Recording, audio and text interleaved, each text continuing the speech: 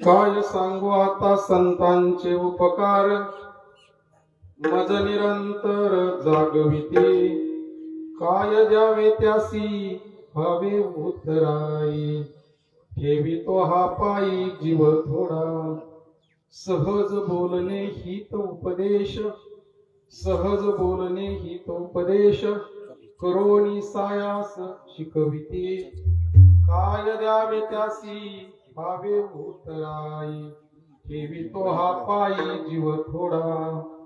तुका म्हणे वत्स हे नवेच्या चित्ती, तुका म्हणे वत्स हे नवेच्या चित्ती. पैसे मजने ती सांभाळीत, काय द्यावे त्यासी व्हावे उतराई, ठेवितो हा पायी जीव थोडा. विठाला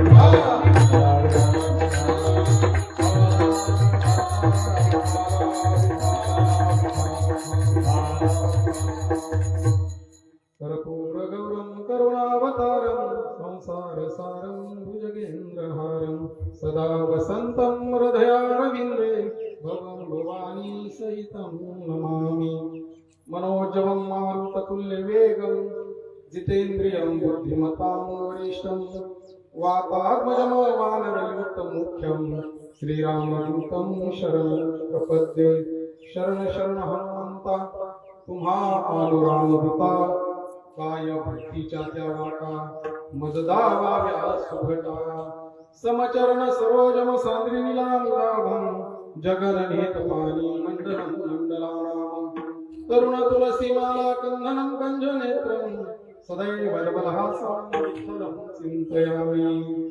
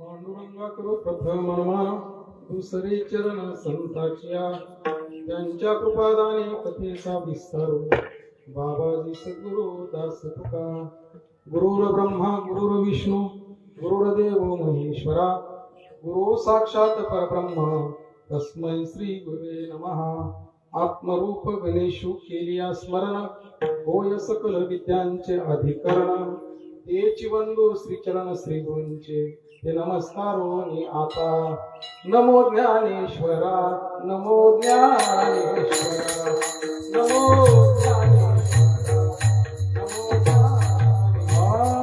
नमो ज्ञानेश्वरा नमो ज्ञानेश्वरा नमो ज्ञानेश्वरा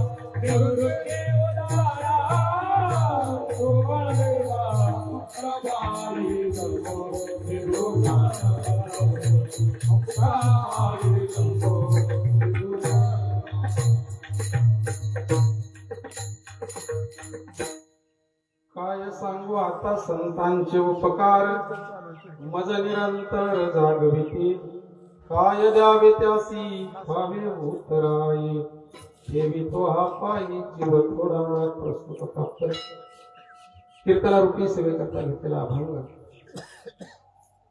वैराग्य मूर्ती ज्यांनी परमार्थातील अखंड अशी साधना करून देहासकट वैकुंठ गमन करून विश्वातील एक असा अलौकिक असा चमत्कार त्यांनी करून दाखवला साहित्य सोन्याच्या खाणीमधून शब्दरत्नाची निर्मिती करून वेदाचा सार गाथ्याच्या रूपामध्ये आणून सहज साध्या सोप्या शब्दामध्ये ज्यांनी तुम्हाला मला परमार्थ पचल रुचल अशा भाषेमध्ये सांगितला ज्यांनी निश्चयानं म्हणावं वेदाचा तो अर्थ आम्हासित ठावा आणि एरानी व्हावा भार माथा जे स्वतःची स्थिती प्रतिपादित करत असताना बोलतात अनेक दुसरे मज नाही आता नेमलिया चित्तापासून या पांडुरंग ध्यानी पांडुरंग मनी आणि जागृती स्वप्नी पांडुरंग ज्यांनी स्वतःही ब्रह्मरसाचं सेवन केलं आणि इतरांनाही तो आनंद घेण्याकरता प्रवृत्त केलं सेवी तो हा रस वाटी तो अनेका अरे घ्यारे होऊ नका रानवरी अशी त्यांची धारणा आहे ज्यांनी जिवंतपणे मोक्षाचा अनुभव घ्यावा आणि म्हणावं झाला प्रेतरूप शरीराचा भाव लक्ष्यला ठाव स्मशानेचा ज्यांनी काल्याच्या भूमिकेमध्ये येऊन बोलावं याल तरी यारे लागे अव घे माझ्या मागे मागे आज देतो पोट भरी आणि पुरे म्हणाल तो असे परमार्थाच्या उच्चतम स्थितीवर पोहोचलेला महात्मा जो आपल्या श्रीगुरूंविषयी संतांविषयी कृतज्ञता भाव व्यक्त करतो तोच अभंगात सेवे करता विठाला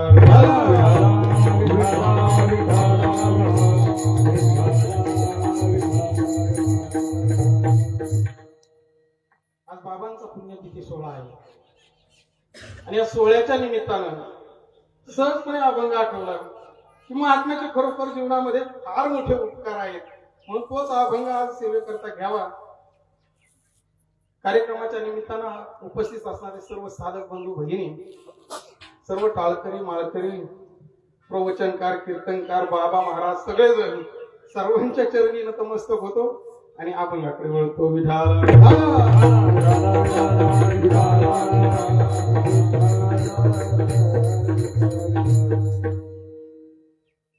अखंड महाराष्ट्रावर आणि महाराष्ट्राच्या बाहेरही बाबांचा पुण्यतिथी सोहळा साजरा केला जातो.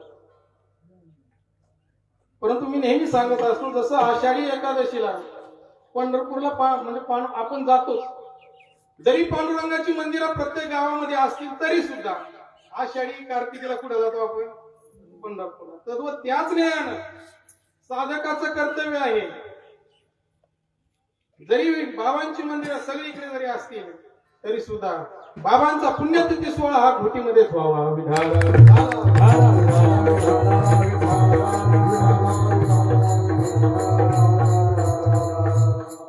कारण संतांचा अवतारी आहे.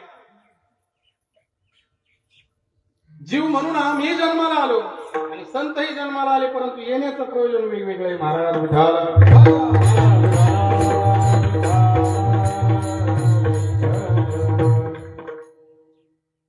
जन्माला येतो कर्माच्या संबंधानं, वासनेच्या संबंधानं. इच्छा नसली तरी जन्माला येतो आणि इच्छा नसली तरी मरतो, बघा. परंतु संत महात्मे स्वइच्छेने येतात. या मृत्यू लोकांमध्ये आल्यानंतर धर्माचं कार्य करतात की वाढावया सुख भक्ती भाव धर्म आणि कुळाचार नाम. भक्तिभाव वाढवतात. या ठिकाणी अज्ञानी जीवाला सन्मार्गाला लावण्याचं काम करतात आणि खऱ्या अर्थानं तुम्हाला मला खऱ्याचा आणि खोट्याचा निवाडा करून ते देतात.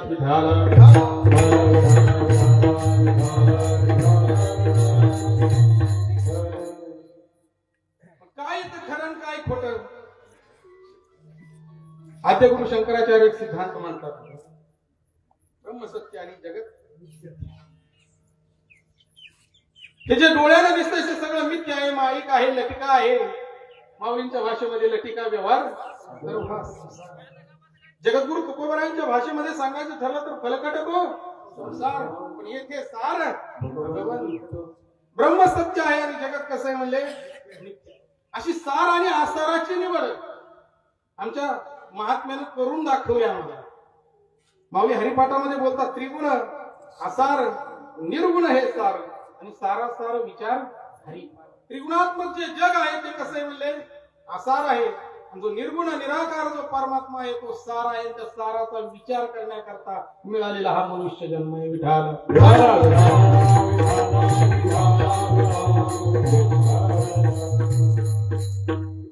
महात्मा ज्यावेळेस या मृत्यू लोकांमध्ये अवतीर्ण होतो ना,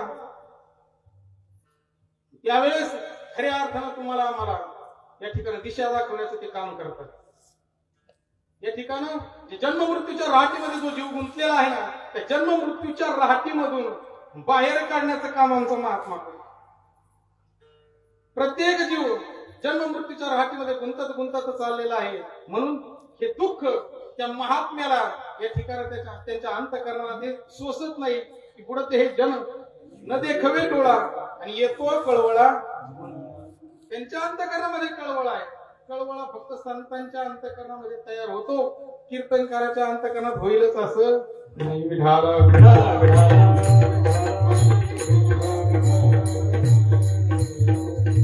कळवळा संतांच्या अंतःकरणामध्ये आहे, कळवळा आईच्या अंतःकरणामध्ये आहे. म्हणून आईचं रूपक करून, आईचं उदाहरण करून नकळत संतांचं वर्णन एका अभंगाद्वारे येतं. लेकुराचे हित जाणे माऊलीचे चित्त किंवा वाहे माऊलीचे चित्त, आईसी कळवळ्याची जाती आणि करी लाभाशिवाय प्रेम करणारी एकच जात आहे, ती म्हणजे संत महाराज.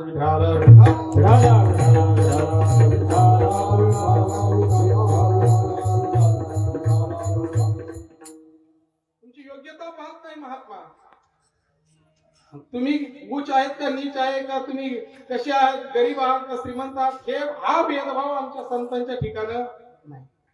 जसा मेघ वर्षाव करतो सर्व ठिकाणी, तो सारखा जसा वर्षाव करतो ना, तसा महात्मा कृपेचा वर्षाव सर्वांवरती करत असतो.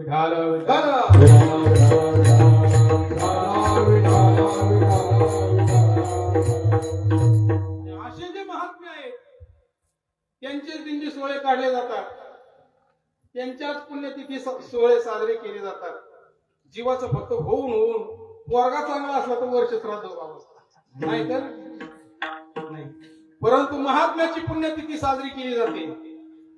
या महाराष्ट्र भूमीमध्ये 727 वर्षापूर्वी माऊलीने समाधी या ठिकाणी घेतली आणि 727 वर्षानंतर महाराष्ट्रानं समाधी सोहळा साजरा केला.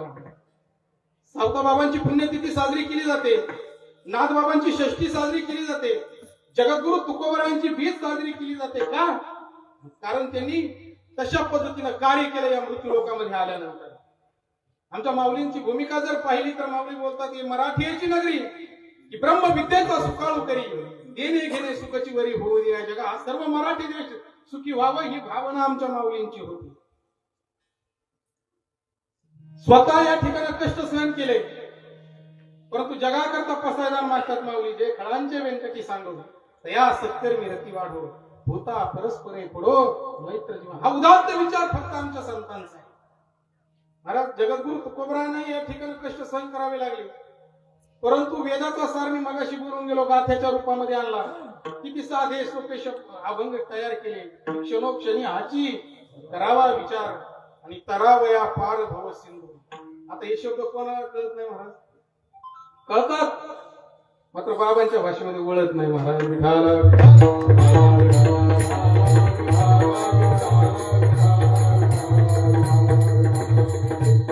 आवर्जून बोलून जाईल. माऊली नंतर जगद्गुरु तुकोबरायानंतर, नागबाबानंतर, संत निळोबारायानंतर या ठिकाणी धर्माचं कार्य जर कुणी केलं असेल तर ते आमच्या संत श्रीपाद बाबांनी केलं. अखंड महाराष्ट्रभर प्रपंचाचा कुठलाही विचार नाही. ज्याप्रमाणे संतांना बोलावं संसाराच्या नावे घालून या शून्य वाढता हा पुण्य धर्म केला, हे वाक्य फक्त फक्त आणि फक्त बाबांकरता पीठ बसतं.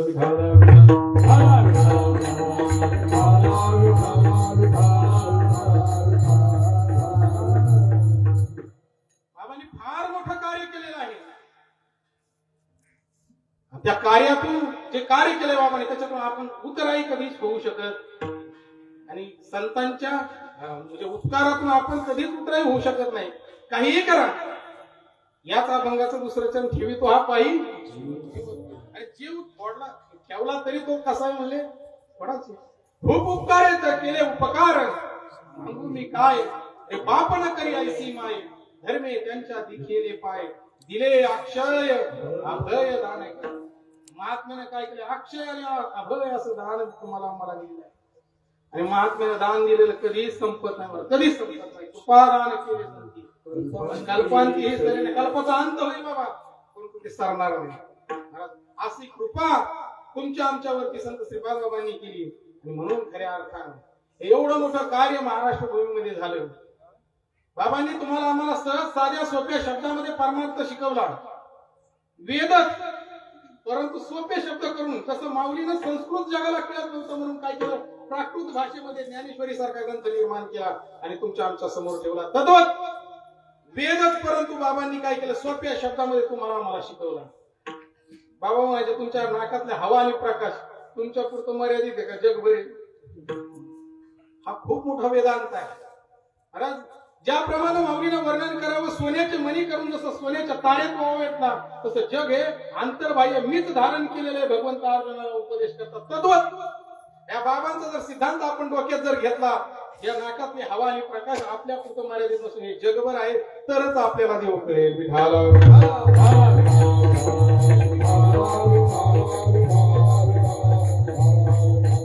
महात्मा नेमकं हेच करत असतो, खऱ्या देवाची ओळख करून देतो, स्वरूपाचं यथार्थ ज्ञान करून देतो तो महात्मा असतो.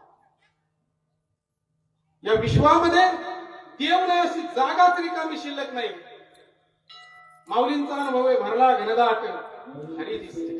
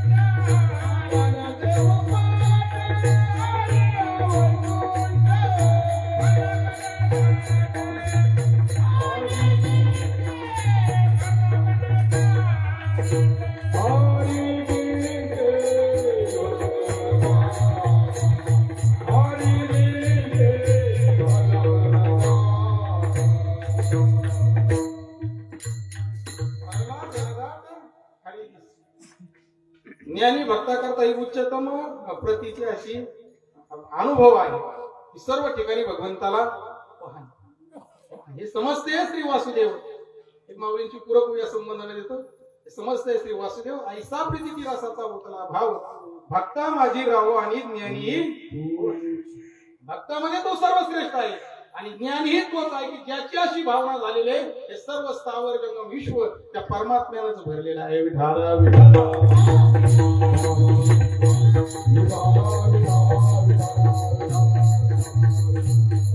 आज सिद्धांत आमच्या भगवंताने अर्जुनासमोर मांडला. मी नसे असं आठवण आठावं असे म्हणले तरी प्राण्यांचे दैव कैसे अरे जेणे देखती माती. ज्याप्रमाणे म्हणले तरंग पाण्याशिवाय सुकून जावेत सूर्यकिरणांना जसं दिव्याशिवाय दिसू नये तसं जग हे मद्रूप आहे. माझाच अंश आहे परंतु आम्ही परमात्मा स्वरूप वाटू नये हे जगाचं दुर्दैव आहे. सर्वच ठिकाणी देव आहे. नाथबाबांच्या भाषेमध्ये पिंडी देहस्थिती ब्रह्मांडी पसारा हरिविन सारा. पण हा अनुभव फक्त घेण्याचा आहे महाराज, फक्त बोलण्याचा नाही. या ठिकाणी शब्द ज्ञानानं आम्हाला कळतं देव सगळीकडे आहे परंतु अनुभवाला किती जणांच्या आला हा खरा महत्वाचा प्रश्न आहे.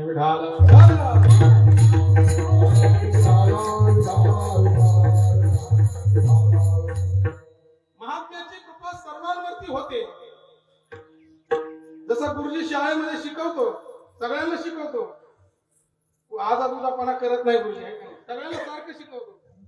सगळ्याचाच एक नंबर येतो का? एखाद्याचाच येतो आहे का नाही? त्याच्यात काही नापास पण होतात. काही रोज शाळेत पण तरी नापास येतो. बघा चालता चालता आपण ज्यावेळेस हे धर्माचं कार्य करत असताना कीर्तनाच्या माध्यमामधून फिरणं होतं त्यावेळेस अनेक जण बोलतात बाबा आमच्या बरोबर होते, बाबांबरोबर आम्ही राहिलो, बाबांसमोर आमचा काळ व्यतीत झाला काही काळ. परंतु जे बाबांचं अंतकरण झालेलं होतं मात्र तसं अंतकरण जो बोलतोय त्याचं झालेलं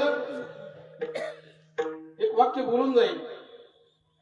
पैलवानाच्या गळ्यात हात घालून पैलवान होत नसतो. त्याच्याकरता पैलवानाने जी साधना केली ती साधना गरजेची आहे.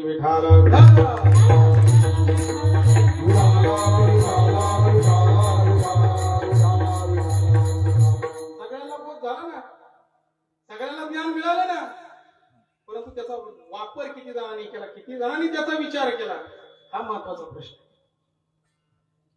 आज आपण जर पाहिलं तर साधक कोणाला म्हणतात? जो साधनेशी एकनिष्ठ आहे, साधनाशी जो झगडतो त्याला साधक असं म्हणावं. आम्ही साधक म्हणून घेतो स्वतःला, मात्र त्या संबंधाने आमचा विचार नाही, त्या संबंधाने आमची पावलं पडत नाही, आम्ही तशी वाटचाल करत नाही, म्हणून आम्हाला तो अनुभव प्राप्त होत नाही.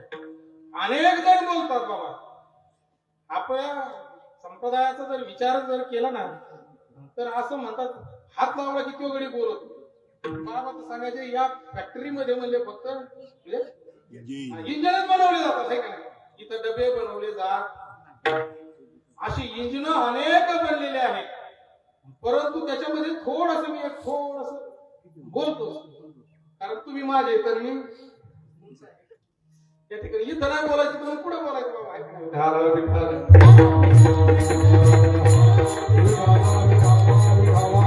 बाबांची भावना होती अनेकांनी बोलावं, अनेकांनी हा परमार्थ सांगावा या व्यासपीठावरून, परंतु तो परमार्थ सांगत असताना तो जशाचा तसा सांगितला जावा ही पण भूमिका बाबांची होती.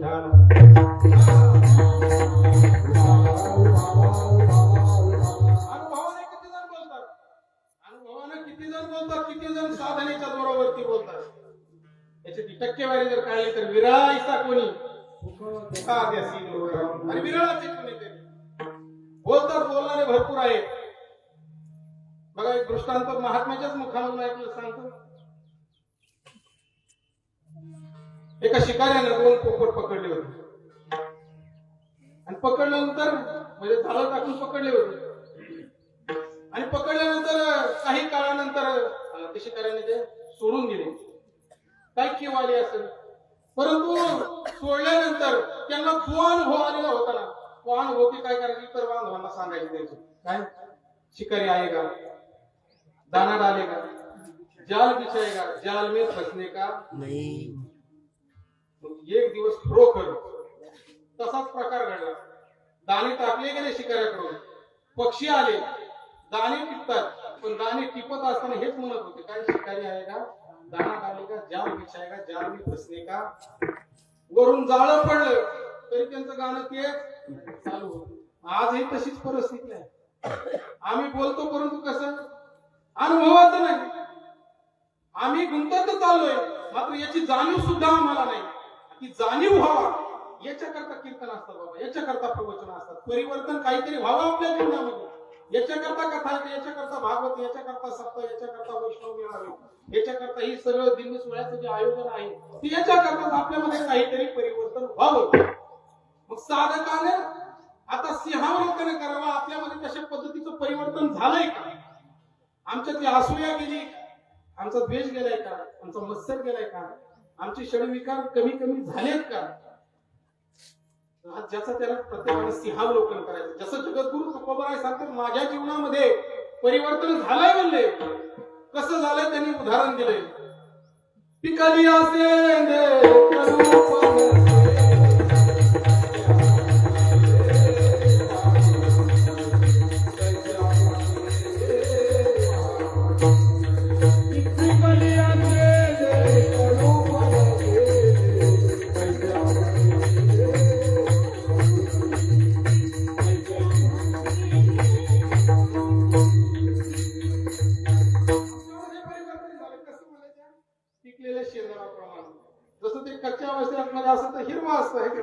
परंतु ज्यावेळेस परिपक्वतेच्या दशेला जातो त्यावेळेस त्याला कलर येतो.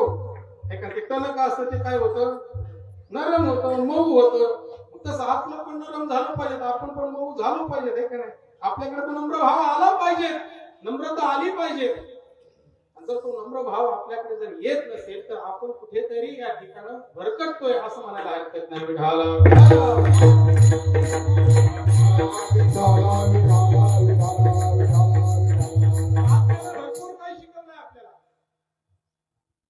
या महात्म्यानं भरपूर काय आपल्याला शिकवलंय, परंतु आमची बुद्धी तिथपर्यंत पोहोचत नाही. म्हणून खऱ्या अर्थानं आमच्यामध्ये ते परिवर्तन होत नाही. कारण साधूचे विचार समजून घेण्याकरता साधूच अंतकरण लागतं. त्याच वेळेस ते विचार समजतात.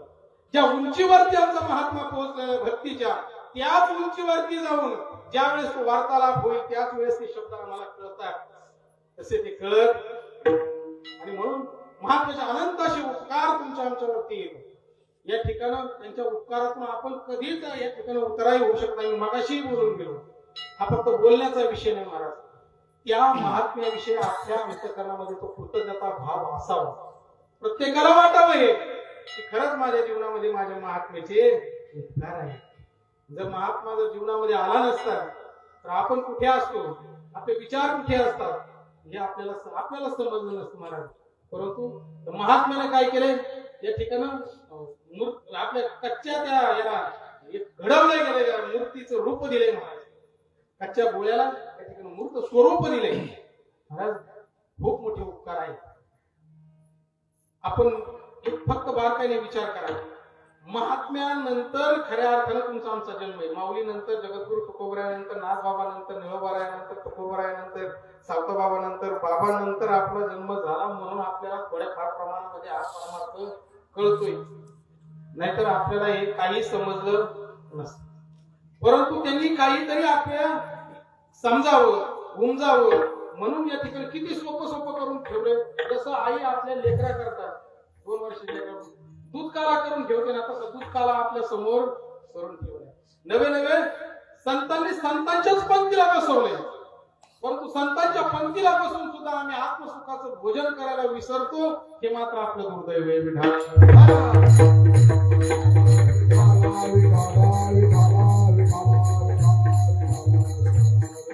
अज्ञानाचा अंधकार घालवण्याचं काम आमच्या संतांनी केलेलं आहे. अविवेकाच्या अंथरुणावरती ज्या अज्ञानाची झोप लागलेली होती ना, त्या झोपेमधून आम्हाला सावध केले, जाग केले, आमच्या संतांनी केले. या अभंगाच्या प्रथम चरणाकडे येतोय. थोडस या ठिकाणी थोडस तात्विक चिंतन मानतो. काय कुठे जाग केले आम्हाला, तर त्या आत्मस्वरूपाच्या ठिकाणी आम्हाला जाग केले. ज्या ठिकाणी आम्ही झोपलेलो होतो तिथं आमच्या संतांनी काय केलं, आम्हाला जाग केलेलं आहे. बघा, संतांची भूमिका जर पाहिली तर संत जागा करण्याकरताच येतात. काकडा प्रकरण जर पाहिलं तर संत देवालाही जागे करतात.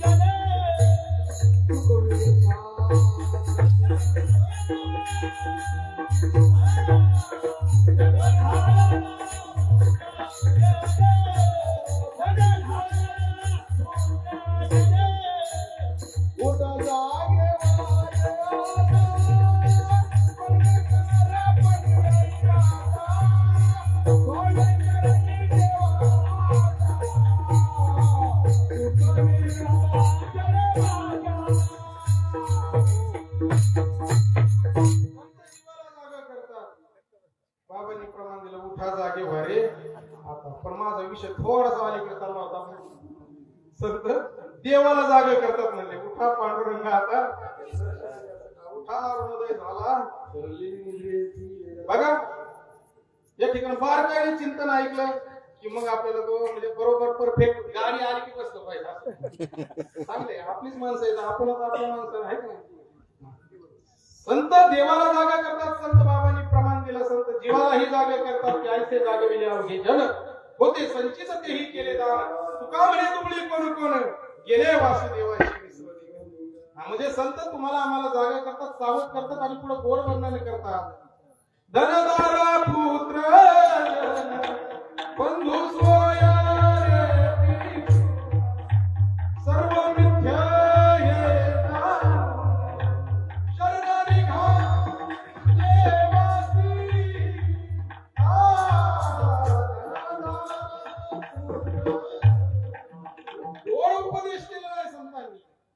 आई वडील बंधू बहीण भाऊ ही सर्व मंडळी खोटी आहेत असं समजून तुम्ही काय करा, त्या संतांना शरण, आपल्या त्या देवाला शरण जा. किती जणांना ही मंडळी खोटी वाटतात, सगळ्याला खरेच वाटतात नाही का. हे माझे ते माझे, वास्तविकता हे तुझे कुणीच नाही. मग अर्जुनाला तरी काय चालतं, मोह चालताना असत, ते माझे इथं, ते चुलत बंधू इथं, ते माझे गुरु इथं. तसंच आपण पण झालं, हे माझे इथं ते माझे इथं. परंतु ज्यांच्या करता तू रात्रीचा दिवस करतोय, ज्यांच्या करता पळतोय, ही मंडळी काय तुझी नाही आणि ते तुझ्या कामाला येतील असं पण नाही. तू बोलतो म्हणून नाही. साधू संत सांगतात, माता पिता बंधू बहीण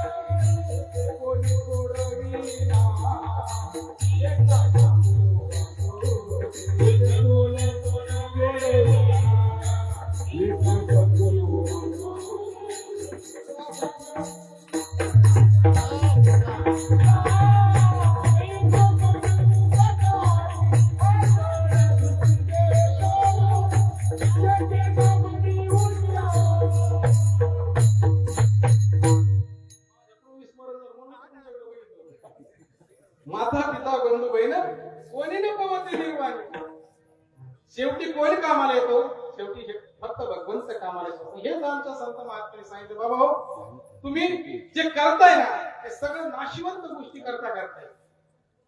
एक दिवस नाश पावणार आहे. का पळता? बघा पळून पळून पळून किती पळणार आहे आपण तरी. नाटाच्या अभंगामध्ये गोड वर्णन करतात पंत, सर्व सुखाची आशा जन्म क्षणैक मुक्ती यत्न नाही केला, हिंदता अतिशय आसीन पावला, माया वेष्टीला जीव माझा माझे स्वहित नेते तुम्ही. सर्व सुखाच्या पाठीमागे धावता धावता आमचं अख्खं आयुष्य निघून जाते, परंतु आम्हाला याची जाणीव होत नाही आम्ही आलोय कशा करता. इथं आल्यानंतर करायचं काय, पुढे जायचं काही विषय नाही. आमचे बाबा सांगायचे पाण्याला अक्कल म्हणजे पाणी कुठून येतं, समुद्रावरून येतो, वाफेच्या ढगाच्या रूपाने येतं. तेच पाणी ओढ्याचं नदीला लागून परत पुढे जातं, समुद्रावरून जायला जातं. पाण्याला कळतं आपण आलोय कुठून, पुढे जायचं. पण माणसाला हे कळत आपण आलो कुठं जायचंय, इथं आल्यानंतर करायचंय काय. ह्या कार्याला तर आम्ही विसरून गेलोय बाबा. ज्याच्या करता आलोय ना ते कार्य आम्ही करतच नाही. म्हणून तर माऊलींना एक उभी टाकावी लागली, पायपा शरीरांच्या गावा जया लागे आले पांडवा, तो कार्यार्थ आगवा. शरीर रूपी गावाला आम्ही कशा करता आलो, त्याचा कार्यभाग जीवनी टाकून दिला. का टाकून दिला? तर कार्याचा विसर कधी पडतो माणसाला माहिती का? ज्यावेळेस जीवाला अहंकार निर्माण होतो ना त्यावेळेस तो त्या मूळ कार्याला विसरतो आणि त्या आत्मबोधाला सुद्धा विसरतो. महाराज बघा या संबंधाने एक माऊलींची ओवी तुमच्या डोळ्यासमोर ठेवतो. जे बहुता एका अभांतर अहंकाराचा भूत संचार होतो, म्हणूनही झाला विसरू आत्मबोध. मग त्यावेळी मी माझी वस्त्र न आठवे, पुढील अधोगतीची लाज नेनवे, आणि करिता की जे न करावे वेदू म्हणे, मग पुढे जेव्हा व्याला पाहे पाशे. जीवाला आत्मबोधाचा विसर कधी पडतो? ज्यावेळेस त्याला तो अहंकार रूपी भूताचा संचार होतो त्यावेळेस. आणि मग ज्यावेळेस त्याला अहंकार होतो त्यावेळेस त्या आत्मबोधाला विसरल्यानंतर तो वेदबाह्य आचरण करायला सुरुवात करतो, वेदाला निषिद्ध मानलेल्या गोष्टी करतो. जे करू नये ते करतो, जे खाऊ नये ते खातो, जे पिऊ नये ते पितो, आणि जे बोलू नये ते बोलतो. अनंत वाचा जे नको बोलायला ते बोलतो. पण या मुखाने काय करावं? भगवंताचं गुणगान गावं. पण आम्ही याच मुखाने काय करतो?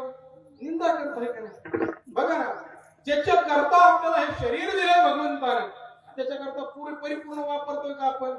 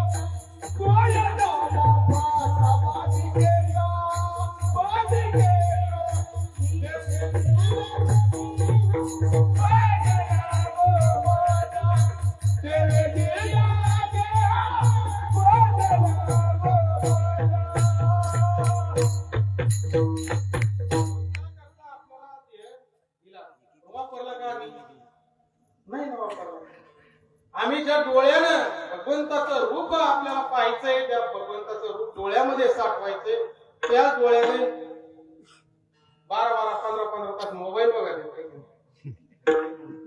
बघा ना काय केलं पाहिजे डोळ्याने, डोळ्याचं काय कार्य आहे. कानाने काय केलं का? भगवंताचं गुणगान ऐकलं पाहिजे. मुखाने भगवंताचं गुणगान गायलं. नवे नवे सर्व अंगाने आपल्याला कशी त्या प्रभूची सेवा करता येईल याचं माझ्या लाभ. दृष्टीभोगी माझेच रूप, जयाचे मनसंकल्प माझे जीव आहे. माझी या कीर्तीविन जया रित्य नाही श्रवण, जया सर्वांगी भूषण माझी सेवा. अशी सर्व अंगाने ज्यावेळेस ती सेवा घडेल ना त्यावेळेस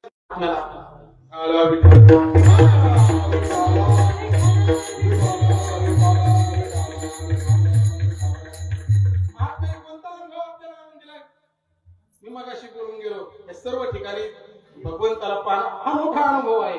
त्याचा ज्याचा अनुभव विश्वदेव सत्य, आणि असा ज्याचा अनुभव आहे की विश्वच देव आहे आणि त्याच्या जवळ देव राहतो, देव तया जवळ असे आणि पाप नसे. बघा मग महात्म्याने आपल्या काय केलेलं आहे, तो त्या अनुभवापर्यंत आपल्याला आणून सोडलेला आहे.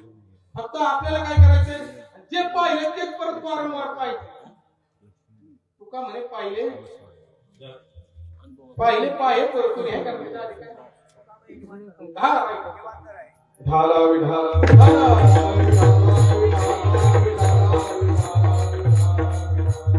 जशी नदी सागराला मिळाली, पण मिळाल्यानंतर तिचा वाहण्याचा जो वेग तसाच सतत ती मिळतच राहते. तसं आपल्याला तो अनुभव जरी प्राप्त झाला तरी सुद्धा तो अनुभव परत परत काय करायचा, आपल्याला तो प्राप्त करायचा. आणि महात्म्याने हे आपल्याला शिकवलं. बघा कसं नामचिंतन करायचं, ही रीत आपल्याला कोणी शिकवली, महात्म्याने शिकवली. नाहीतर वदर ठिकाणी जर आपण जर पाहिलं तर आपल्याला ती रीत पाहायला भेटत. फक्त आपल्या संप्रदायामध्ये कसं नामाचं चिंतन करायचं ही रीत मात्र आपल्या संप्रदायामध्ये. म्हणून कबीर महाराज सुद्धा या संबंधानं बोलतात की कसं नामचिंतन करावं. सास सास पर नामले म्हणजे वृथा सास मत होय, न जाणे इस सास का आवन होय ना होय. प्रत्येक श्वासाखाली काय करा म्हणले, त्या भगवंताचं नामचिंतन करा. मग काय होईल, ते नामचिंतन करता करता करता तो अनुभव आपल्याला प्राप्त होईल. महाराज तो आनंद आपल्याला मिळेल. याच अंतकरणामध्ये तो आपल्याला आनंद उपभोगता येतो. याच अंतकरणामध्ये आपल्यामध्येच त्या भगवंताचं रूप आपल्याला पाहता येतं. इथंच सगळ्या काही गोष्टी येतं, फक्त आम्ही आतमध्ये पाहत नाही म्हणून आम्हाला हे कळत नाही. विठाला विठाला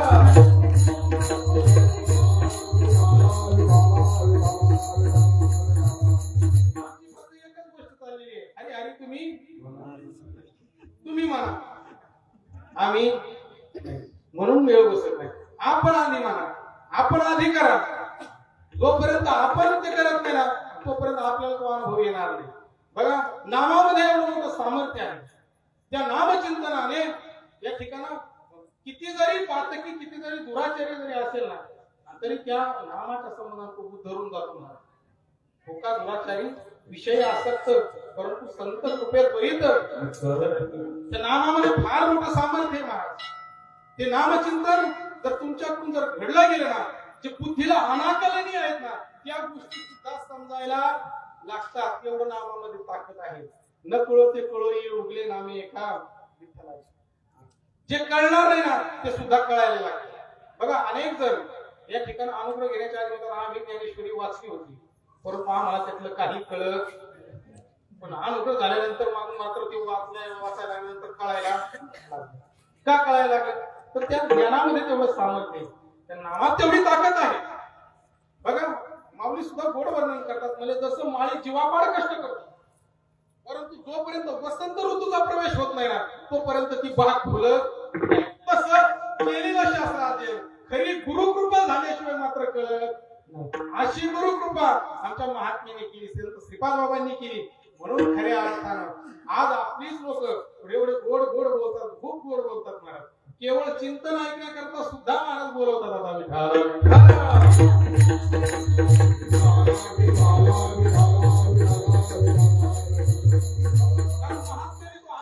अंधकार बाजूला केलेला आहे आणि तिथं काय केलंय, ज्ञानाचा प्रकाश केलेला आहे. ज्ञानाचा प्रकाश केला आणि ज्यावेळेस प्रकाश पडतो ना, ज्यावेळेस प्रकाश पडतो त्यावेळेस जी दिसत नव्हती ना आधी वस्तू ती सुद्धा दिसायला लागते. कशाला? प्रकाशाने. म्हणून नामदेवराय गोड वर्णन करतात एक अभंग एकाकडा प्रकरणातला. अरे बाबा अहंकार निशी घन बाबा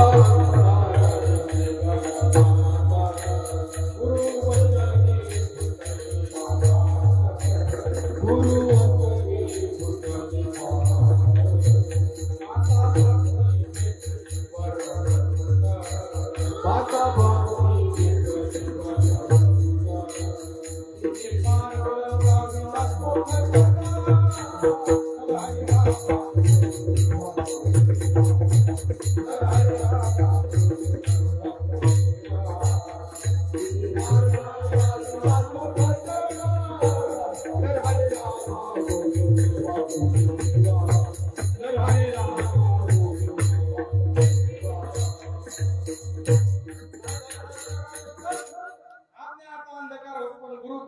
उषःकाल झाला आणि तो उषःकाल झाल्यामुळं याच अभंगात तिसऱ्या चरणामध्ये असं घोर वर्णन आलं म्हणजे त्याचा परिणाम आला शीतल शांतीचा वारा तेने सुख झाले या शरीरा फिटला पातकांचा सारा तरी काळाची हात झाला हरी रामा गोविंद काय झालं तर ते ज्ञान हृदयामध्ये समाविष्ट झाला आता ते ज्ञान हृदय प्रतिष्ठे मग शांतीचा अंकुर फुटे विस्तार बहु प्रगटे आत्मबोधाचा त्या आत्मबोधाचा प्रकाश पडतो आणि मग मात्र महाराज सगळीकडे आनंदच आनंद त्या साधकाला वाटतो महाराज अवघ्या चित्रलोक्या आनंदाच्या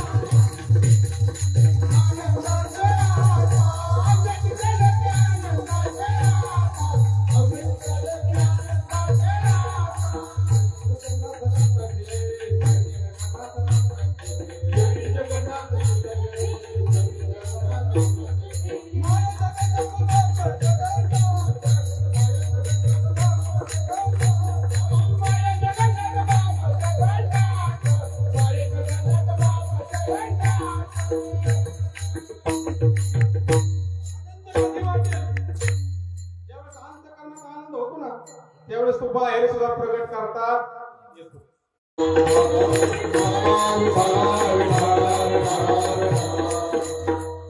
बघा आम्ही किती साधना करतो किती जण ब्रह्ममुहूर्तावरती उठतात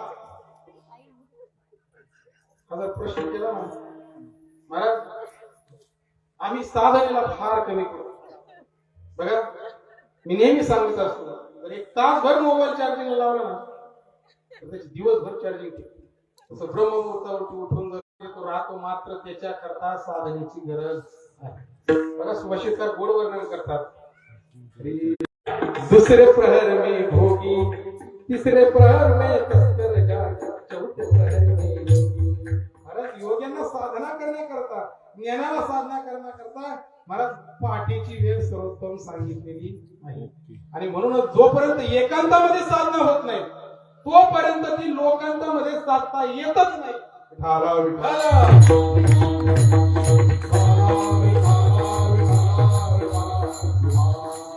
जगद्गुरु तुकोबराय भंडारा भामचंद्र डोंगरावरती जाऊन परमार्थाची अखंड अशी साधना करायची कुठं एकांतामध्ये त्यावेळेस त्यांना ती साधना लोकांतामध्ये सुद्धा साधता ज्या ठिकाणी बसून जगद्गुरु तुकोबराय त्या भगवंताचं नामचिंतन करायचे तिथली वृक्षवेली झाडं झुडपं सगळेजण भगवंताचं भजन करायचे महाराज त्या नामाच्या लहरीचा एवढा मोठा प्रभाव होता महाराज त्या काळामध्ये काय असे काशीचे टाळ नव्हते परंतु भाव बघा जगद्गुरु तुकोबरायांचा दगडाचे टाळ घेतले महाराज गोड वर्णन करतात संत महात्मे तुकोबाची अमृतवाणी देवाची पडता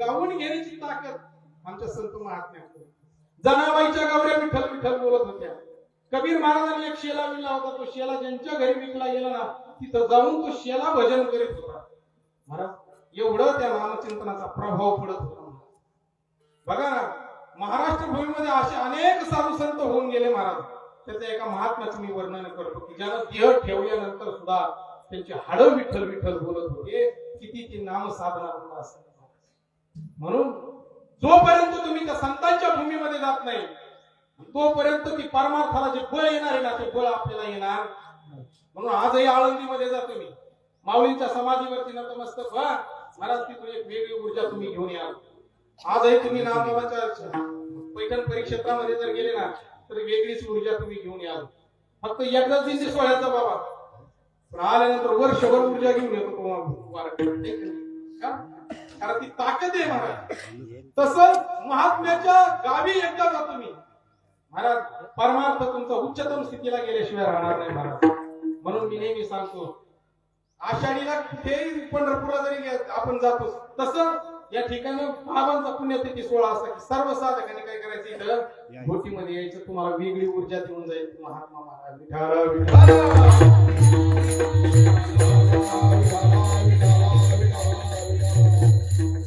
म्हणून सुभाषितकार गोड वर्णन करतात. संतांच्या गावी जा, संतांच्या ठिकाणी जा महाराज. तिथं गेल्यानंतर मग मात्र तुम्हाला तो परमार्थ करावासा वाटेल महाराज. आणि जिथं आपलं मन रमेल ना तिथंच माणसाने जावं महाराज. सुभाषितकार वर्णन करतात. हरी चला मंगळ वेळे पाहू, चला मंगळ वेळे पाहू, नाम विठ्ठल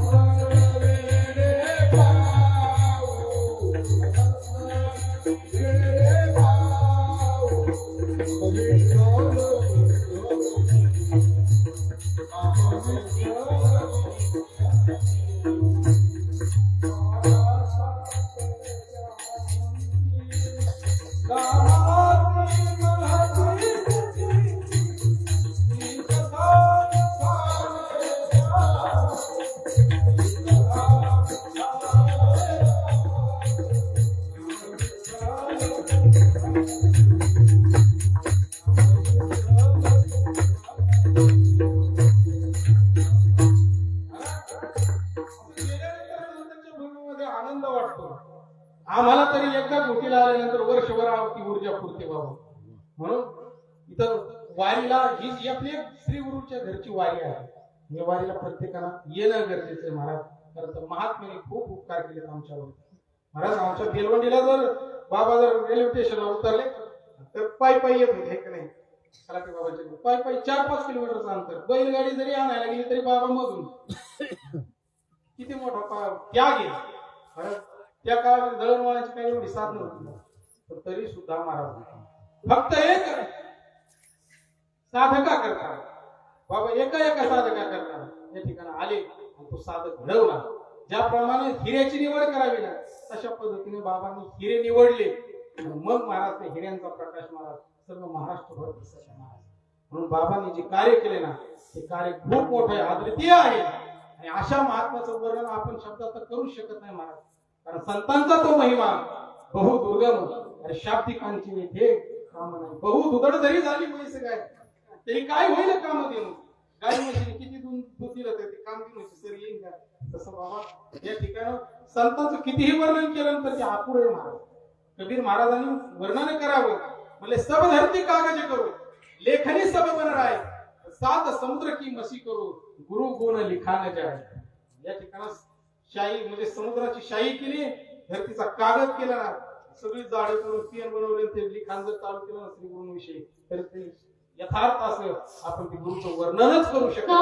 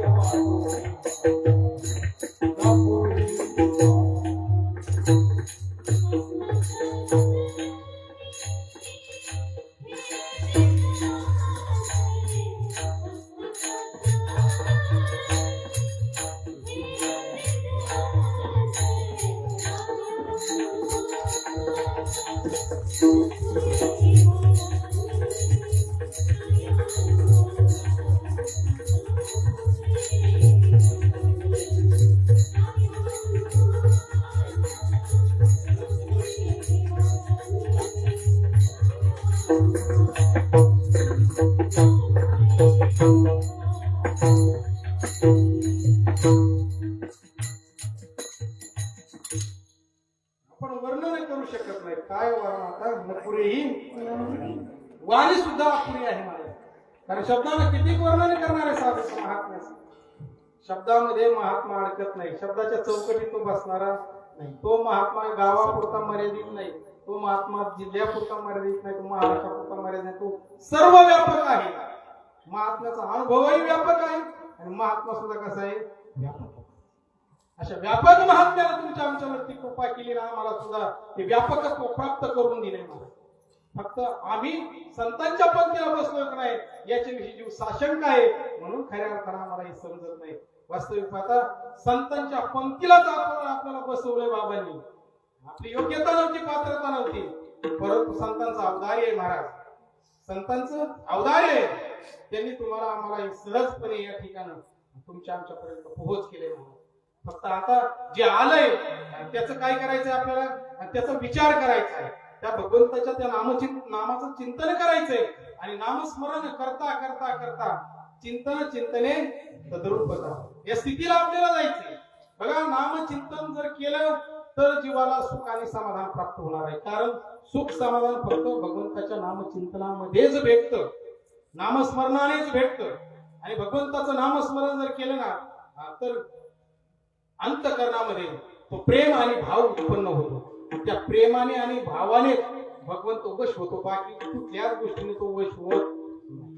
भगवंताला जिंकायचं जर असेल तर फक्त एकच गोष्ट आहे, ती म्हणजे प्रेमाची आणि भावाची महाराज. त्याच्याशिवाय भगवंत जिंकताच येत नाही महाराज. म्हणूनच आमचे संत महात्मे सांगतात, बाबा भाव बळे आकळे येरविना कळे कर तरी आवळे आवेविन देव नकळे निसंदेह म्हणजे गुरुविन अनुभव कैसा किंवा काही न लगे एक भावाची कारण शब्द सांगतात एवढंच लागतं. म्हणजे देवा कारणे भाव तस्मात द्यावं न लगे फारसे विक्त झाले एक चित्त तरी बहुत एवढ्यासाठी नका करू वाताहात किंवा वर्म ते एक आहे दृढ धरावा भाव. त्याच्या पुढच्या ओळी खूप गोड आहे. जाणीव नागवण लागू नेदी तो भाव म्हणून संगता की सेवी अद्वैत भाव. आणि म्हणून या स्थितीला जाण्याकरता भावाची गरज आहे. आणि तो भाव कसा असावा, आमच्या संतांकडे पहायचा. संतांच्या अंतःकरणामध्ये किती भाव होता. आमच्या नामदेवरायांचा जर विचार केला तर किती दृढतेनं भावनेनं त्या भगवंताशी ती वार्तालाप करतायत, भगवंताबरोबर बोलतायत. आम्हाला भगवंताबरोबर कसं बोलायचंय, काय करायचं हे सुद्धा आम्हाला समजत. आम्हाला माणसांसंगच कसं बोलायचं हेच कळत. आणि आपला संप्रदाय तर खोचक बोलायला एक नंबर. त्याच्यामुळे काय होतं, माणसाचं खच्चीकरण म्हणजे माणसाचं खच्चीकरण करत चालतात माणूस. मग कसं बोलावं, आमच्या माऊलीने किती सुंदर सांगितलं ना, तैसे साथ आणि मवाळ म्हणले मी तुले परी रसाळ शब्द जैसे कळवलं अमृताचे. असं बोला की बोलल्यानंतर समोरच्या अंतःकरणामध्ये आनंद निर्माण होईल, असं बोला. किंवा बोलायचं असेल तर देवाचंच बोला, बोलायचं असेल तर संतांचंच बोला, आणि बोलायचं असेल तर शास्त्राचंच बोला, बाकी काहीच बोलू नका.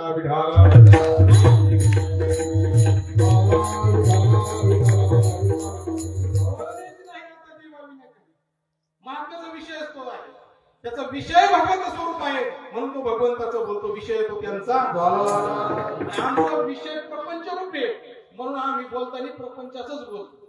मंदिरामध्ये जरी गेलो तरी, कीर्तन ऐकायला बसलो तरी, तीर्थयात्रेला तरी तेच. कारण प्रपंचाचा विचार आमच्या बुद्धीमध्ये खासून खासून खासून त्या बुद्धीवरती काय आला, गंज चढला, मळ आला. म्हणून महाराज वेळ बसत बुद्धीचा मळ जर धुवून टाकायचा असेल तर परत परत सज्जनांच्या विचारवरती तीर्थावरती यावं लागतं. मग तो मळ धुवून टाकला जातो. बघा माऊलींची पूर्वी तरी गुरु दाविली या वाटा है ना, येऊन विवेक तीर्थ तथा धुवून मळ कटा बुद्धीचा जुने. मग राहुने उगाळली म्हणले, प्रभाचंद्र आली म्हणली, तैसे शुद्धत्व जडली आपल्या या बुद्धी. तसा राहुने ग्रास केलेल्या चंद्रप्रभेला चंद्र जसा आलिंगन देतोला तशी शुद्ध झालेली बुद्धी ही आत्मचिंतनावर जडत असते. आणि एकदा का बुद्धी आत्मचिंतनावर जडली मग मात्र त्याला तो अद्वैत भाव, ती अद्वैत स्थिती प्राप्त झाल्याशिवाय राहत नाही महाराज.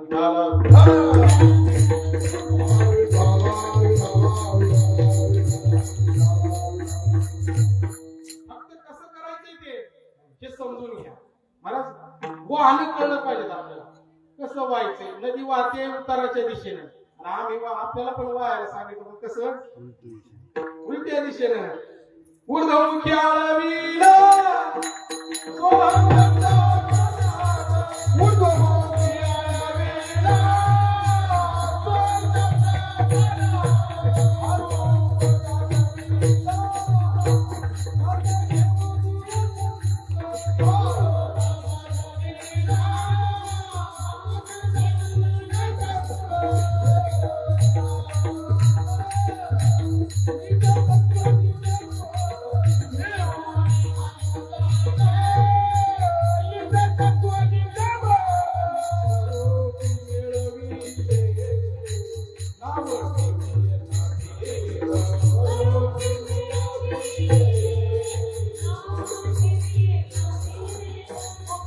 शून्य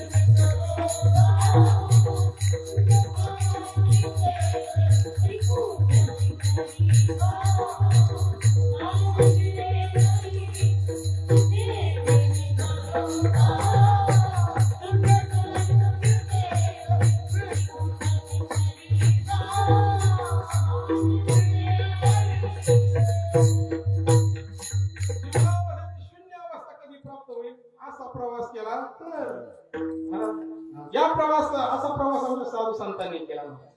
साधू संतांनी एक क्षणभरही भगवंताच्या त्या विचारापासून ते बाजूला झाले क्षणभरही नाही म्हणा. कारण त्यांनी सगळं आपलं चित्तच त्या काय केलं त्या भगवंताला समर्पित मुक्त विकून टाकलं. माऊलींच्या भाषेमध्ये मुक्त विकून चित्तवृत्ती समर्पण मंत्र शिक म्हणले. कोण सांगतंय? भगवंत अर्जुनाला सांगतात. मग नुसतं अर्जुनाला सांगितलंय का? अर्जुनाचं निमित्त केले. हा उपदेश कोणाला केलाय?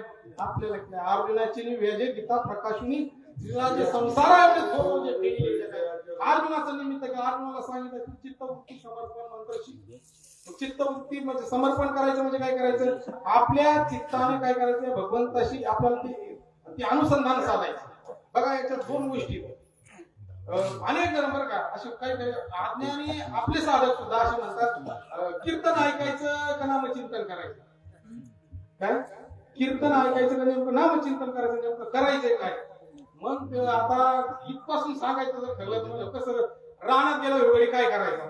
तर इथं बसून कीर्तन ऐकता ऐकता जर त्याला नामचिंतनही करता येत नसेल संधान अनुसंधान ती काय आहे ना ते कसं असंधान स्थान आणि भोजन बाबा ते खंड नावाच्या पक्षाचं उदाहरण आहे का?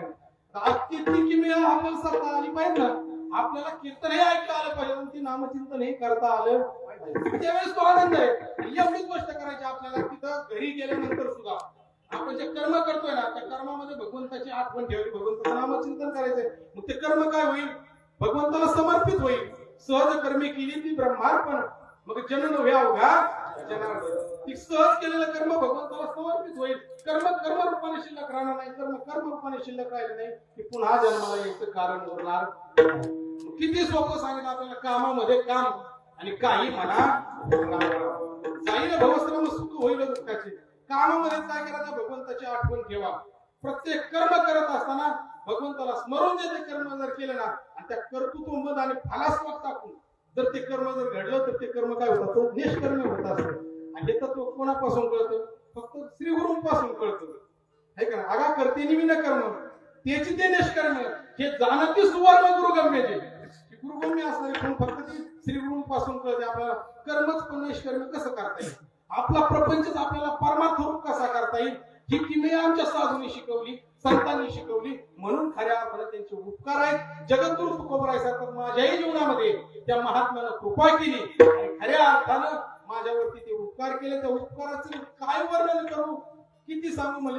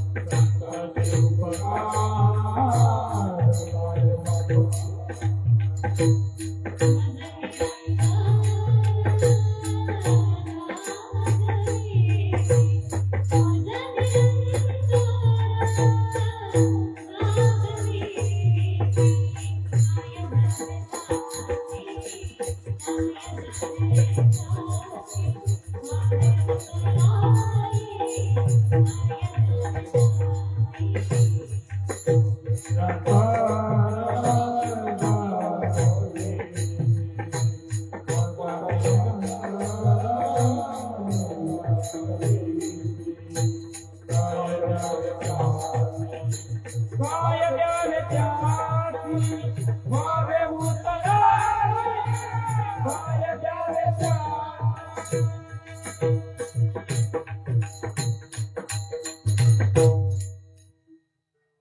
सांगू आता संतांचे उपकार मज निरंतर जागवी काय द्यावे त्याची व्हावे उतराई ठेवी तो पायी खरंच महात्म्याचे खूप उपकार आहेत आपल्यावरती कारण आपल्याला तो आनंद त्यांनी प्राप्त करून दिलेला आहे फक्त त्या नामाच्या साधनेत तो आनंदच परत वारंवार आपल्याला तो घ्यायचा आहे बघा नाम साधना करत असताना जर आपण ते दृढ भावनेनं जर केलं आणि प्रेमपूर्वक जर केलं ना तर तो भगवंत आपल्या हृदयामध्ये काय होतो प्रगट होतो महाराज आपल्याला तो आनंद प्राप्त होतो आणि ज्याप्रमाणे मुलगी वाट लावताना जो भाव एका बापाच्या अंतःकरणामध्ये तयार होतो ना तोच भाव साधकाच्या अंतःकरणामध्ये तयार होतो ज्यावेळेस ते भक्तीचं नातं जोडलं जाईल ज्यावेळेस देव माझा आणि मी देवाचा एवढंच नातं जोडलं जाईल ना त्यावेळेसच ते प्रेम अंतःकरणामध्ये उतरेल महाराज ते प्रेम अंतःकरणामध्ये उतरल्यानंतर महाराज मग मात्र तुम्ही या जगतामध्ये राहून सुद्धा म्हणजे राहून असून नसल्यासारखं आहे का नाही मग आमचे संत महात्मे सुद्धा आपल्यासारखेच होते आपल्यातच राहिले परंतु त्यांचं परिवर्तन किती झालेलं मोठं बघा हे ठिकाण जसं लांबून जर पाहिलं ना चंदनाचं झाड आणि पोरीचं झाड त्याचं फळ जर पाहिलं ना तर ते सारखंच दिसतं परंतु चंदनाच्या आतून मात्र ते परिवर्तन झालेलं आहे तसं महात्मा जरी आपल्यासारखा दिसत असेल तरी सुद्धा अंतःकरणामधून मात्र परिवर्तन झालेलं आहे आणि अंतःकरण त्यांचं काय झालेलं आहे भक्तिमय झालेलं आहे मग आपल्याला परमार्थ करायचं म्हणजे काय करायचं नेमकं तर आपलं अंतःकरणच भक्तिमय करायचं अंतःकरण काय करायचं भक्तिमय करायचं जे आमच्या साधू संतांनी केलं महाराज बघा ते सहजपणे या ठिकाणी भगवंताबरोबर बोलतायत सहज आमच्या नामदेवराव बोलतात भगवंता तुला माझ्या हातून नैवेद्य खावा लागेल जेव्हा म्हणले अरे मी काय फक्त नैवेद्यच खायला आलो का मला एवढंच काम आहे का म्हणले तुझा नैवेद्य खात बसतो इथं कोण उभं राहायचं लढीवाळपणा नामदेवराव बोलतात एवढंच ना म्हणले तू गडीवर खाली म्हणले मी गडीवर उभा राहतो याला एवढी मनाची जी म्हणजे लवचिकता आहे ना तेवढी लवचिकता आपली तयार झाली पाहिजे लहान मुलाप्रमाणे आपलं अंतःकरण झालं पाहिजे लहान मुलं बघा पावसाळ्याच्या दिवसामध्ये कागदाच्या होड्या करतात त्या कागदाच्या होड्या डोहामध्ये सोडतात ती होडी तरली तरी ते हसतात आणि बुडाली तरी असं त्यांच्या ठिकाणी जो भाव आहे ना तो भाव आपला असला पाहिजे संसारामध्ये किती सुख दुःख येऊ द्या या ठिकाणी कसलीही हानी होऊ द्या कसलाही लाभ होऊ द्या परंतु अंतःकरणाची स्थिती ढळता कामा बघा सागर जसा शांत असतो किती जरी नद्या भरून आले ना सागरामध्ये तर तो थोडा सुद्धा फुगत नाही किती जरी नद्या दुष्काळ पडले ना तर तो थोडा सुद्धा आटत नाही सागराच्या ठिकाणी कशी शांतता आहे स्थिरपणा आहे तसा स्थिरपणा अंतःकरणाचा आपला असला पाहिजे ज्याप्रमाणे मेरू पर्वत आहे मेरू पर्वत किती जरी सोसाट्याचा वारा सुटला तरी तो थोडा सुद्धा हलत नाही मेरू पर्वताच्या ठिकाणी जशी स्थिरता आहे सागराच्या ठिकाणी जशी स्थिरता आहे तशी आपली सुद्धा अंतःकरणाची स्थिरता तयार झाली पाहिजे आपल्याला शत्रू मित्र मान अपमान सगळं कसं वाटलं पाहिजे सम वाटलं पाहिजे आम्हाला सन्मान केला की आम्ही एवढं फुगतो एखाद्या टाचणी लावली तर फुगून जाईल एवढं फुगतो मला एखाद्याने अपमान केला तर खिन्न मनाने उदास होऊन बसतो अरे मान अपमान याच्या पलीकडे बाबाने आपल्याला नेऊन सोडले काय आपल्याकडे काहीच नाही आपल्याकडे कुठली विद्वत्ता आहे काही नाही आपल्याकडे काही नाही पण तरी सुद्धा आमच्या ठिकाणी फार मोठा प्रचंड अहंकार आहे म्हणून आमचे बाबा खूप गोड बोलायचे बाबा म्हणायचे कीर्तन करायचं तरी टकोरीत येतं का कीर्तन कोण सांगतो कीर्तन करायचं तरी टकोरीत येतं का कीर्तन संपल्यानंतर तो शेजार पाहिजे कसं काय झालं मग कीर्तन आणि येड्या बोलावणारा तोय तो सगळं काय करतो तू फक्त निमित्त मात्र आहे निमित्त मात्र हो आणि धर्माचं कार्य कर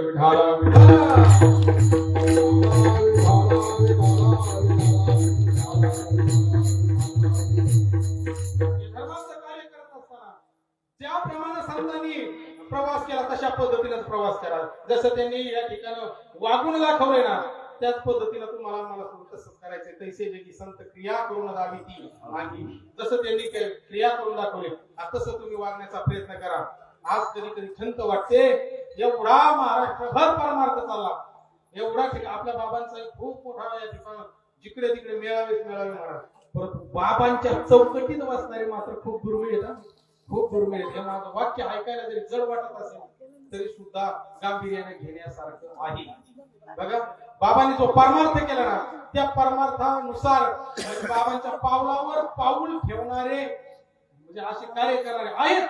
नाही मी म्हणणारच नाही, आहेत, परंतु त्याची टक्केवारी जर पाहिली तर किती अगदी थोडी आहे. म्हणून बाबांनी जसं कार्य केलंय तशा पद्धतीनं या ठिकाणं जे आता बाबांच्या भूमिकेमधून येऊन कार्य करता येतात त्यांनी तशा पद्धतीने चालणं गरजेचं आहे. बघा, आम्ही आमची संख्या वाढवण्याच्या नादात परमार्थाची फार मोठी हानी केली. खूप मोठी हानी झाली आहे. त्या ठिकाणी प्रत्येकानं सिंहावलोकन करण्याची गरज आहे. या ठिकाणी आपल्यामध्ये आपण बाबापणा मिळवत असाल त्याच्यामध्ये ते गुण, आपले गुण उतरलेत का, आपण कसे झालोत का, हेही खूप पाहणं गरजेचं आहे. बघा, लहान तुम्ही मोठा घास होईल, लहान तुम्ही मोठा घास होईल, पण आता बोलणं बाबांचं आहे, मी फक्त निमित्त मात्र आहे. खरंच आपल्यामध्ये ते उतरलंय का त्या सगळ्या गोष्टी, याचा बारकाईने विचार करा. आणि आपण आधी बदला. आपण बदललं तर आपल्या सभोवतालचा भाग बदलणार आहे, सभोवतालचं वातावरण कशा पद्धतीने बदलणार आहे. म्हणून येथे वडील जे करतील दया नाम धर्म ठेविती आणि तेच ये रामष्टती सामान्य सकळ. म्हणून आपण असं वागा. बघा, परमार्थिक माणसाने असं वागलं पाहिजे की आपल्याकडे पाहिजे नंतर अनेकाला वाटलं पाहिजे आपण सुद्धा मागायला, परंतु आपल्याकडे पाहिलं तर असं नाही वाटलं पाहिजे, असं नाही वाटलं पाहिजे. काय आनंद वाटला पाहिजे, वा म्हणजे या ठिकाणी कोणाचा आहे हा, कोणाचा कीर्तनकार आहे, कुठल्याही संप्रदायाचा आहे, एवढं जरी विचारलं ना तरी बाबांची चित झालं. महाराज याची गरज आहे. महाराज आज लोक म्हणजे मगाशीच बोलून गेलो, क्वांटिटी खूप आहे, त्या तुलनेमध्ये क्वालिटी अजिबात नाही. या ठिकाणी आपले कीर्तन सप्ताहामध्ये लोक घ्यायला कानकूस का करतात, ही वस्तुस्थिती आहे ना. का करतात त्याचं कारण असं आहे, आपल्याला मुद्देसूदपणाने कुठलाही विषय या ठिकाणी मांडता येत नाही. आणि मी आता आवर्जून बोलून जाईल, नवीन कीर्तनकार, नवीन प्रवचनकार ज्यांना त्या ठिकाणी हव्यास आहे तर मला व्यासपीठावरून बोलायचंय, त्याने कशा करता प्रवचन करायचे, कशा करता कीर्तन करायचं या समजून घ्या. आपल्या बाबांनी जो परमार्थ सांगितलाय म्हणजे जे जे आपणाशी ठावे ते इतरांशी सांगावे आणि शहाणे करून सोडावे सकळ जग. या भूमिकेमध्ये येऊन जर तुला हे कार्य करायचं असेल तर इथं उभा राहा, तर प्रवचन कर, तर कीर्तन कर आणि शास्त्र वाचूनच कर. तुका म्हणे पाहुनिया ग्रंथ करावे, मोकारी गप्पा मारणे त्याच्यात अर्थ नाही. आणि मुद्देसूदपणा असावा, म्हणजे आपल्याला जे बोलायचंय ना ते समोरच्याला समजलं पाहिजे, काही अंशी तरी समजलं पाहिजे. नका वाक्य रचनेमध्ये येऊन दे, परंतु मला जे बोलायचंय ते समोरचा बरोबर या ठिकाणी संबंध लावून, पण आपलं बोलणं तरी कमीत कमी त्या अनुषंगाने असावं, ठीक आहे. म्हणून याची फार गरज आहे. आणि हे फक्त आपल्याच मंडपामध्ये आपल्याला सांगता येतो, बाकी आपण पुढे बोलणार आहे हा विषय, नाही का, आपल्याच माणसाला आपण पुढे सांगणार आहे. म्हणून हे करणं खूप गरजेचं आहे. तर कीर्तनकार, प्रवचनकार व्हायचंय तुम्हाला तर पहिले हरिपाठ पाठ करा, कारण अनेकांची हरिपाठ सुद्धा पाठ नाही बाबा, खरंच बाबा हरिपाठच पाठ नाही. बरं, कधी कधी असाही प्रसंग येतो, चांगल्या फळावरती कार्यक्रम करायचा आहे, ते पण आपली परीक्षा करतात. बाबा तुम्ही आलेच ना आता लवकर, तर असं करा ना, हरिपाठ घ्या ना, अनुभव हे करावं लागतं. महाराज त्याची फार गरज आहे. मग आपण किंवा समोरच्याने आपल्याला काही प्रश्न विचारले, समोरच्याने काय आध्यात्मिक प्रश्न विचारले तर आपल्याला त्याची उकल करता आली पाहिजे, आपल्याला शास्त्राच्या माध्यमातून ती पटवता आलं पाहिजे. आता सहजपणे जर मी सांगितलं, विचारलं की जो आपला मूळ गाभ आहे परमार्थाचा अष्टसात्विक भाव, अष्टसात्विक भाव म्हणजे काय, कशाला अष्टसात्विक भाव म्हणतात, व्याख्या करा आणि मला सांगा. नवीन प्रवचन कीर्तनकारांना विचारलं ना तर बाबा ते सांगता येत नाही त्यांना काय अष्टसात्विक भाव म्हणजे, त्याला कळलं ते, त्याला ते शब्दामध्ये मांडता येत नाही, पुढच्याचं समाधान करता येत नाही. म्हणून समोरच्याचं आपल्याला समाधान करता आलं पाहिजे. समोरचे काही प्रश्न ज्यावेळेस तुमच्याकडे अनुग्रह घेण्याकरता एखादी व्यक्ती येते ना त्यावेळेस त्या व्यक्तीलाही काही प्रश्न विचारण्याचा अधिकार आहे आणि त्यांनी विचारावे, आणि विचारल्यानंतर यालाही परफेक्टपणे सांगता यावेत.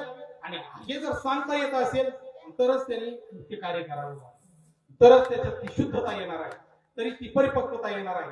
आणि मग हे जर करायचं असेल तर थोड्याफार गोष्टीकडे आपण बारकाईने पाहण्याची गरज आहे.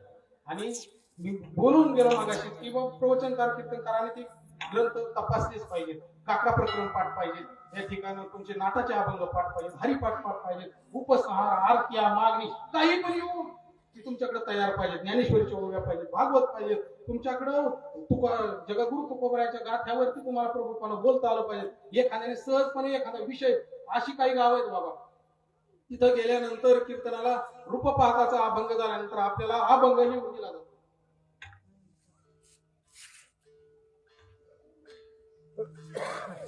विठाला विठाला विठाला विठाला विठाला विठाला आपल्याला अभंग लिहून दिला जातो आणि ते सांगतात बाबा तुम्हाला या अभंगावरती चिंतन करायचं, तुमचं काय डोक्यात असेल ते तिकडे घरी काढून द्या. अशी पण आपली परीक्षा घेणारे लोक आहेत आणि आपण त्या परीक्षेला उतरलं पाहिजे आणि खरोखर आपली परीक्षाच घेतली पाहिजे. हा, परीक्षा घेतली पाहिजेत. आणि मी तर सांगतो की आपण कुठपर्यंत आलोय ना, आपण कुठपर्यंत आलो हे आपल्या कीर्तनाच्या कळतं किंवा मग आपला हा एक पेपरच आहे.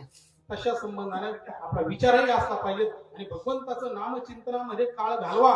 साधू संतांनी एक असं अधोरेखित करून दिलंय आपल्याला की काळ सारावा चिंतने, एकांतवाशी गंगा स्नाने, देवाच्या पूजने, प्रदक्षिणा तुळशीच्या, युक्त आहार विहार, नेम इंद्रियाची सार, नसावी भास्कर निद्रा बहु भाषण. या चौकटीत राहून तुम्हाला परमार्थ करायचा आहे, भगवंताच्या नामचिंतनामध्ये काळ घालवायचा आहे, तरच ते समाधान तुम्हाला मिळणार आहे. म्हणून या ठिकाणी माऊली बोलतात हरीचे चिंतन.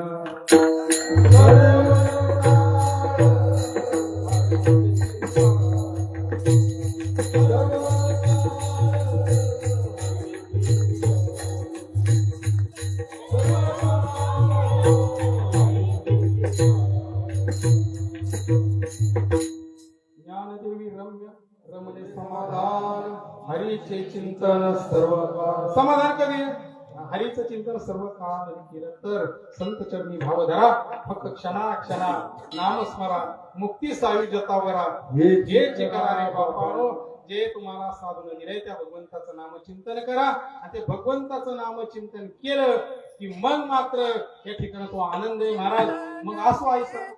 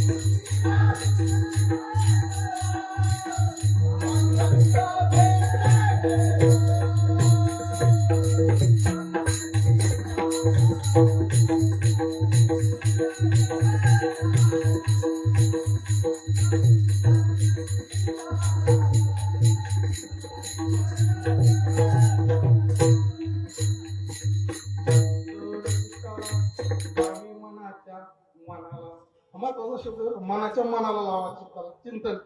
मग मनाचं भगवंताचं नामचिंतन एवढं दृढ करा, एवढं दृढ करा की त्या नामाची गोडी आपल्याला लागली पाहिजे. बघा पहिल्यांदा नामस्मरणाची गोडी लागत नाही. गोंदवलेकर बाबा त्यांच्या प्रवचनातून सांगतात, परंतु म्हणजे जसं एकदा सासरी नांदायला जाणारी मुलगी, तिला पहिल्यांदा सासर आवडत नांदून नांदून नांदून नांदून तिला इथे एवढं आवडतं एवढं आवडतं, घरच्यांनी इकडून फोन जरी केला ना, तू या आता दिवाळी सप्ततीमध्ये, नाही मला आता इथं करमत आहे, मला इथं आवडतंय. तसं ते नामाच्या संबंध आहे. पहिल्यांदा तुम्हाला ते आवडणार नाही, परंतु या ठिकाणी चिंतन करता करता ते एवढं आवडेल एवढं आवडेल, मनालाच त्याचं काय होईल, त्याचं वेळ लागून जाईल महाराज. मग लांछावले मन लागले हे जीवेन सोडले किंवा येणे सोसे मन झाले हरभरी परत मागायला येत नाही. मग त्या मनाला एकदा गोडी लागली मग महाराज आनंद आहे महाराज. गोविंद गोविंद मनाला नदी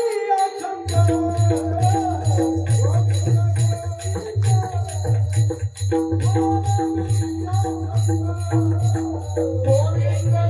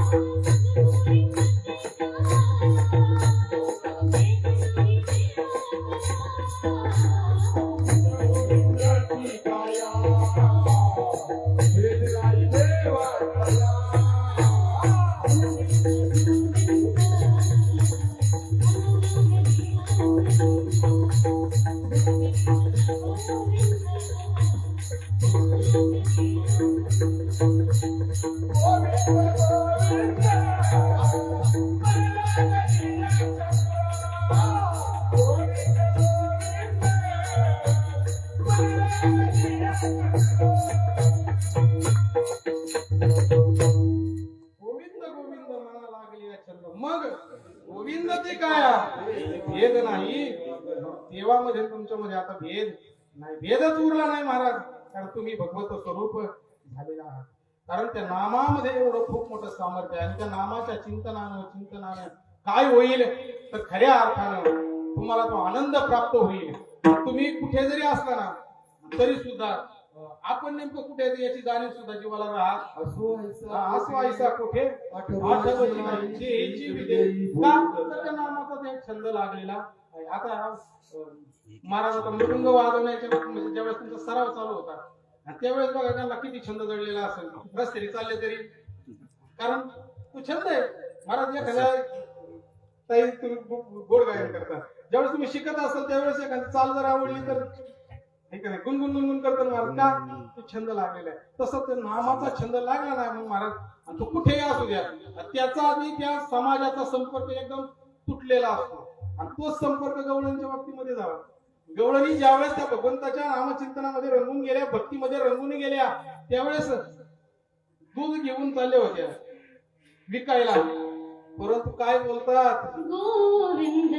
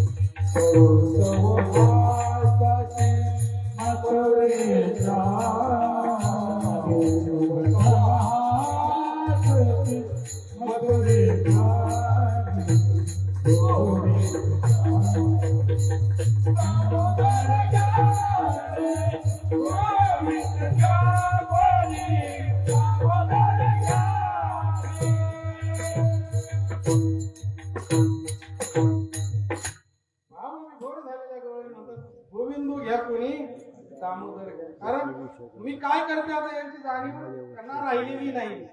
महाराज रस्त्याने जरी चालले ना जशी मीरा आमची वेडी झालेली नाचत चालते तसं आपण सुद्धा वेळ झालं पाहिजे. आपल्याला सुद्धा ती वेळ लागला पाहिजे. वेळ फक्त एकाच लागावं एकाच देवाचं. बाकीचं वेळ लागू आम्हाला प्रपंचाचं वेळ लागतं कशाचं लागतं कशाचं लागतं पण देवाचं वेळ लागावं महाराज. वेळ झालो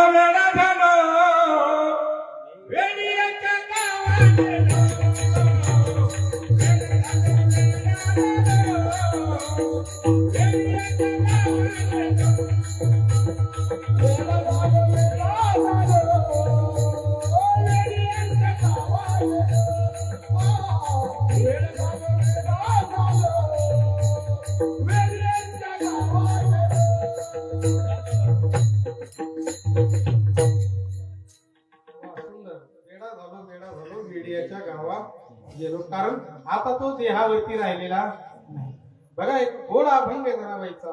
डोईत पदराला खांद्यावर डोईत पदराला खांद्यावर डोलीचा पदराला खांद्यावर, डोलीचा पदराला खांद्यावर.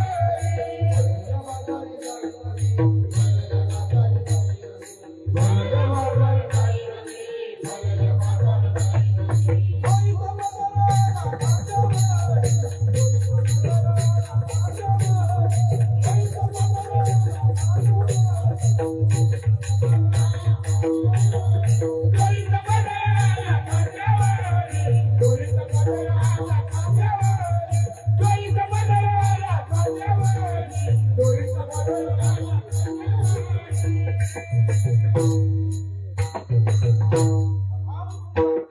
पाहिजे अशी स्थिती आपली प्राप्त झाली पाहिजे. आपली स्थिती तशी झाली पाहिजे आणि आपल्याला तो आनंद उपभोगता आला पाहिजे. म्हणून ज्या महात्म्यानं आपल्याला हे सगळं दिलंय ना, त्या महात्म्याला विसरू नका जीवनामध्ये. कारण खूप काही भरभरून दिलंय आपल्याला, काही कमी ठेवले नाही, काहीच कमी. इकडं तिकडं पाहण्याची गरजच नाही, कारण महात्म्याने राजमार्गच घालून दिलाय महाराज. म्हणून या ठिकाणी आमचे साधक खूप गोड वर्णन करतात. विसरू नको साधका माझ्या श्रीपाद बाबाला,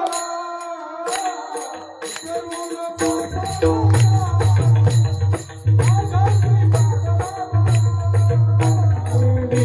नको साधका माझ्या श्रीपाद बाबाला, विसरू नको साधका माझ्या श्रीपाद बाबाला.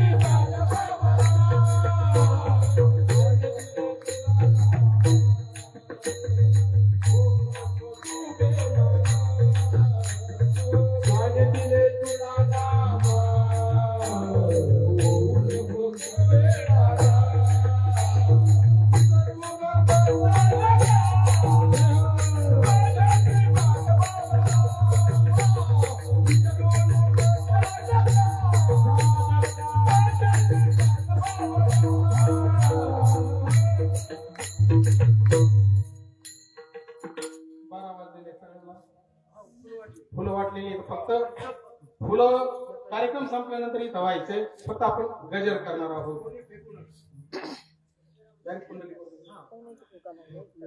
पुंडलिक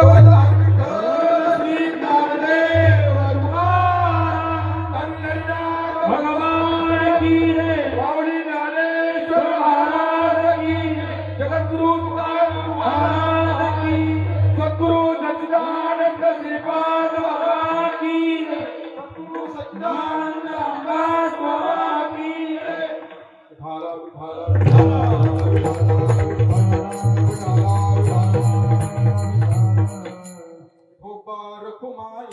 जय जय विठोबा रघुमाई, विठोबा रघुमाई, विठोबा रघुमाई, विठोबा रघुमाई, हरी विठोबा रघुमाई, विठोबा रघुमाई, विठोबा रघुमाई, विठोबा आपल्याला बाबांचा पुण्यतिथी सोहळा घोटी गावामध्ये येऊन आपल्याला साजरा करता येतो. भाग्य आहे आपल्याला. आणि भगवंताने आपल्याला ही सद्बुद्धी दिलेली आहे. कारण हे कोणाच्याही भाग्यामध्ये नाही. इथं मंडपामध्ये येऊन संत श्रीपाद बाबांचा पुण्यतिथी सोहळा साजरा करणं ही खूप भाग्याची गोष्ट आहे. पूर्व पुण्याचा काहीतरी बॅलन्स असेल, आपला ठेवा असेल, म्हणून तो आज या ठिकाणी पुण्याला आलेला आहे. महाराज अशा आम्ही दैवाचे न्यायाने खरंच भाग्यवान आहोत. कारण श्रीगुरूंचा जो पुण्यतिथीचा सोहळा आहे तो आपण करतोय महाराज. कारण ही लहान गोष्ट नाही महाराज, फार मोठी गोष्ट. आणि माझ्या जीवनामध्ये अनेक वेळा बाबांच्या पुण्यतिथी सोहळ्याचा कार्यक्रम करण्याचा योग माझ्या जीवनामध्ये प्राप्त झाला खऱ्या अर्थानं मी माझं खूप मोठं भाग्य समजतो. कारण मी कुठल्याही असं खास एक फोकस करूनच मला याच अभंगावरती बोलायचं आणि बाबा इथंच असं असाचा काही भाग नाही. कारण मी ज्यावेळेस रूप पाहता अभंग संपतो मग मी ठरवतो मी कोणता अभंग घ्यायचा काय बोलायचं आहे. कारण मला माहितीये बाबा आपल्याला काही कमी पडून देणार नाही. कारण शब्दांचं जे भांडवल आहे ते पुरवणारे मात्र बाबा आहेत. आणि असे जे महात्मे महाराज सहज बोलतात आणि गीताचा उपदेश करून जात असतात. महाराज बघा महात्मा सहज जरी बोलला ना तरी आपल्याला दिशा देऊन जातो. एक नवनाथ ग्रंथातलं एक छोटस उदाहरण देतो आणि तिसऱ्या चरणाकडे येतो. महाराज प्रत्येकानं नवनाथ ग्रंथ वाचला असेल ऐकला असेल. त्याच्यामध्ये भरतरीनाथ ज्यावेळेस त्यांची पत्नी पिंगला गेली ना त्यावेळेस 12 वर्ष स्मशानभूमीमध्ये बसून होते. पिंगला म्हणायचे या ठिकाणी त्यांना एवढा म्हणजे ध्यास लागला त्या पिंगलेचा गुठाणाच तिथून. परंतु सगळे राजे महाराजे सरदार सगळे आले सगळ्यांनी सांगितलं पण भरतरीनाथ काय जागेवरती येईना. ही गोष्ट मच्छिंद्रनाथांना कळली. मच्छिंद्रनाथांनी गोरक्षनाथांना सांगितली अरे काही कर म्हणले त्याला तेवढा जागेवर. मग गोरक्षनाथांनी काय केलं ते मडकर रंगवलं आणि ते मग स्मशानभूमीमध्ये गेले. सगळ्याला ती पुढचा कथा माहिती थोडक्यात सांगतो. ज्या वेळेस भरतरीनाथांची आणि गोरक्षनाथांची नजर झाली तेवढ्यामध्ये गोरक्षनाथांनी काय केलं ठेच लागलं निमित्त खाली पडली.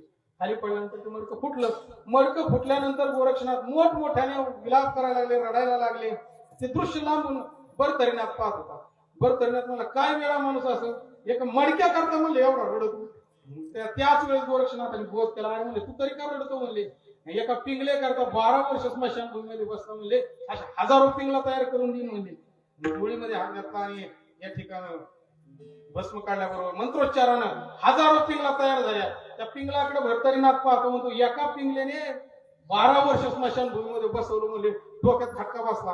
म्हणजे साधू महात्मा काय करत असतं असं सायासानं शिकवतो सहज बोलतो परंतु हिताचा उपदेश करतो. बघा नारद महर्षीची वाल्याची गाठ पडली. नारद महर्षी सहज वाल्याला म्हणले अरे तुझे एवढं पाप करतो म्हणले तुझ्या घरची वाटेकरी आहेत का याच्यात म्हणजे सहजच याला बोलणं परंतु उपदेश महाराज. म्हणून या ठिकाणी महात्मा काय करतात सहज बोलणे हे तो उपदेश. सहज बोलणे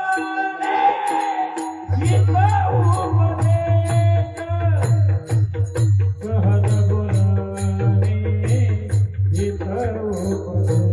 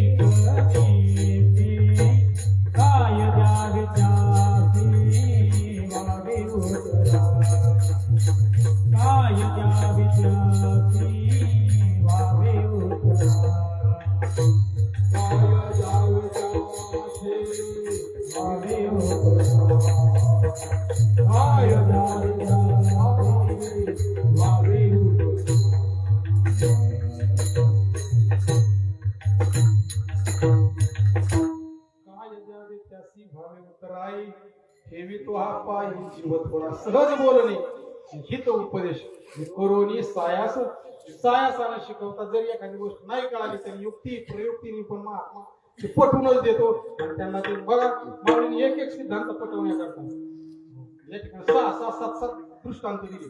पण ते दृष्टांत बी आपल्या व्यवहारिक जीवनातले दिले का तर आपल्याला ते समजावेत म्हणून. आणि माऊलीने ज्ञानेश्वरीचा ग्रंथामध्ये सांगत असताना त्या ठिकाणी किती भाव जपलेला आहे बघा. निवृत्तीदादांचा म्हणजे आपल्या श्रीगुरूंचा आणि माऊलींचा जर भाव जर पाहिला तर अगदी जपून बोलतात आपल्या श्रीगुरू बरोबर. ते म्हणतात क्षीरसागराला कशाने पाहुणचार करावा म्हणले कोणत्या वासानं कापूर सुगंधी करावा. आणि तुम्ही म्हणजे या ठिकाणी तुमच्या बरोबर तुमच्या समोर बोलणं म्हणजे मला खरोखर ते जड वाटतं. माऊली बोलतात जसं म्हणले सूर्याला कशाने ओवाळावं म्हणले परंतु काळ वातानी ओवाळू नाही का म्हणले, त्याच्या मागचा जो जसा भाव आहे ना तशा भावानं म्हणले मी आज तुमच्या समोर बोलण्याचा प्रयत्न करतो. हे कोणाचं? माऊलींचा भाव आहे. आपल्या निवृत्ती दादा समोर बोलताना म्हणजे श्री गुरुंबरोबर बोलताना सुद्धा तो कसं ते नातं जपलं जावं याचा प्रत्येकाने विचार करण्याची गरज आहे. बघा माऊली तर बोलतात की त्या निवृत्ती दादानं माझ्यावरती खऱ्या अर्थाने कृपा केली म्हणून त्याचं वर्णन करत असताना माऊली बोलतात ज्ञान गुरुगम्य ज्ञानदेवा लादले निवृत्तीने संपूर्ण दिलं म्हणले माझ्या हातामध्ये. नाही नाही म्हणले ज्ञानदेव होण्याने चाळे निवृत्तीने केले पुढे माता हात ठेविला पुढे बीजची वाहिले काय केलं मस्तकाचं चाड केलं म्हणजे आणि त्याच्यामध्ये नामरूपी बीज पेरलं आणि असे असणारे माझ्या निवृत्ती दादा माझ्या जीवनामध्ये लाभले आणि म्हणून खऱ्या अर्थानं योग्यांना दुर्मिळ असणारा मी भगवंत पण मी पाहिला म्हणले. भोपळ्याचा पहिलाच आपण योगी धरलं तो मी देखील असा पाहता पाहता मना न पुढे धरी देखीला देखीला माया देवांचा विकला संदेह निमाले तुझे पण अनंत रूपी अनंत विषय देखील मिळतात आणि बाप रखमा देवी बरोबर रानाली कशी माऊली होतात. निवृत्ती दादांमुळे मला हे समजलं आणि असे असणारे माऊली ज्यावेळेस समाधीस्थ व्हायला जातात त्यावेळेस मला एकच नातं सांगायचं श्री गुरुचं आणि शिष्याचं नातं एक कसं असावं किती नाजूकपणाचं असावं. निवृत्ती दादा माऊलींना समाधीच्या स्थळाकडे नेत असताना एका बाजूला भगवंताने धरलेला एका बाजूला निवृत्ती दादा आणि निवृत्ती दादा माऊलीकडे पाहतात आणि माऊली निवृत्ती दादाकडे पाहतात. निवृत्ती दादा बोलतात माझ्यापेक्षा वयाने लहान आहे परंतु ज्ञानाने फार मोठा आहे. ज्याचं वर्णन संतांनी करावं ज्ञानाचा सागर आणि सखा माझा महाविष्णूचा अवतार महाराज असा असणारा ज्ञानाचा सागर ज्यानं या जगाला सुखी केलंय तो माऊली आज 22व्या वर्ष आहे ना या ठिकाणी समाधीस्थ व्हायला जातोय. महाराज किती दुःख निवृत्ती दादांना परंतु तरी सुद्धा महाराज निवृत्ती दादाच्या अंतःकरणामध्ये माऊलीविषयी जी तळमळ आहे ना ती तळमळ आपल्या श्री गुरूंच्या अंतःकरणामध्ये आपल्याविषयी असली पाहिजे. आपल्या मनात श्री गुरु आहेत नवल नाही पण श्री गुरूंच्या मनामध्ये आपण असलं पाहिजे म्हणून त्याचं रूपक केलंय जगद्गुरु तुकोबरायांनी. जसं म्हणले गाई रानामध्ये चारायला गेली ना चरायला कितीही गोराखी तो कितीही जरी चपळ असला ना तरी सुद्धा तो गायीला अडवू शकत नाही. ज्यावेळेस 5चा टायमिंग होईल ना जर ती गाय मेलेली जरी असेल ना तर 5चा टायमिंग जर असेल तर त्याच्या गोराखी तो गायीला अडवू शकत नाही कारण त्या गायीच्या चित्तामध्ये काय आहे वासू आहे. तुका म्हणे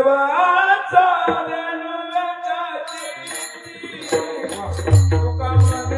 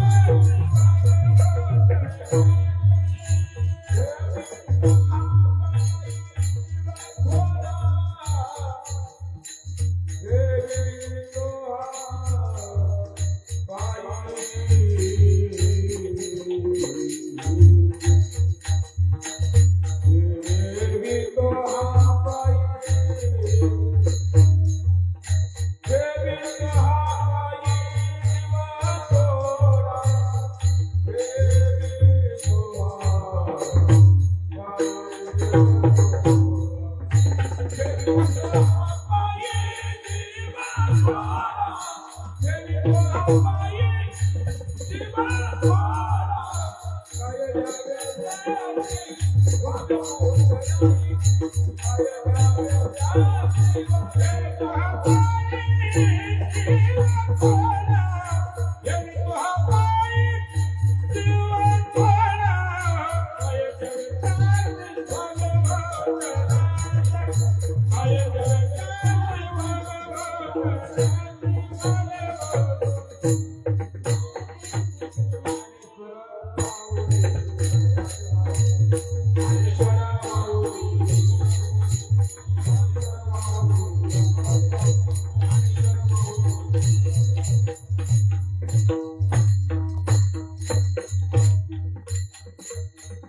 काय सांगू आता संतांचे उपकार मज निरंतर जागविते काय द्यावे त्यासी व्हावे उतराई ठेवी तो हा पायी जीव थोडा सहज बोलणे हित उपदेश करोनी सायास शिकविते पामणे वत्स देनवेच्या चित्ती पैसे मज नीती संभाळीत. या भंगावरती थोडक्या मोठ्या शब्दामध्ये परंतु संतांचाच विचार तळमळीनं प्रामाणिकपणानं तुमच्या समोर मांडण्याचा प्रयत्न करा. श्रीगुरूंचा दास म्हणून आणि दासांचाही दास म्हणून तुमच्यासारख्यांची सेवा करण्याचा एक छोटासा प्रयत्न केला. वास्तविक पाहता फार मोठा मला वेदांताचा विचार मांडता आलाच असेल असं मला म्हणायचं नाही, मांडता येईलच असंही नाही, परंतु सहज साधं सोपं जेवढं सोपं करता येईल मला तेवढं सोपं करून तुमच्या समोर मांडण्याचा प्रयत्न केला. कळविली तैसी केली कटकट वाकडी का नीच देव जाणे अहो श्रोते वक्ते सकळही जन बरे पारपणे बांधा गाठी किंवा साळून की बोल कसे मंजुळवाणी पण शिकवी तो धनी वेगळाची. खराब टेप रेकॉर्ड आहे परंतु याच्यात कॅसेट माझ्या साधू संतांची श्रीपाद बाबाची ती तुमच्या समोर वाजवली. जे योग्य असेल ते घेण्याचा प्रयत्न करा. इथून गेल्यानंतर काहीतरी जीवनामध्ये नित्यनेम ठेवा. नित्यनेमाला फार मोठी किंमत आहे. नित्यनेमाने ते प्राणी दुर्लभ. काहीतरी जीवनामध्ये नित्यनेम ठेवा. दिवसाची सुरुवात करत असताना भगवंताच्या नामचिंतनाने करा आणि दिवसाचा शेवट जोगताना सुद्धा नामचिंतनाने करा. जीवनाचं साफल्य झाल्याशिवाय राहणार नाही. पुनश्च एकदा सर्वांच्या चरणी सेवा समर्पित करून बाबांच्या चरणी सेवा समर्पित करून सेवेला जय विठ्ठल